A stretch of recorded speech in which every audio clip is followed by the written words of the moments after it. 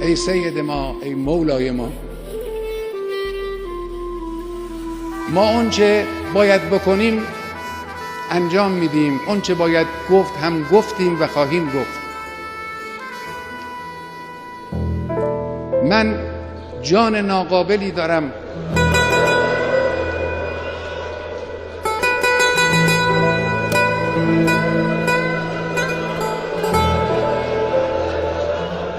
جسم ناقصی دارم،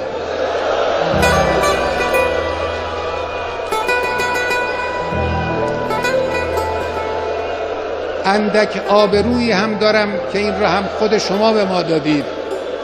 همه اینها رو من کف دست گرفتم، در راه این انقلاب و در راه اسلام فدا خواهم کرد. اینها هم نثار شما باشه. سید ما، مولای ما، دعا کن برای ما. صاحب ما تویی، صاحب این کشور تویی، صاحب این انقلاب تویی.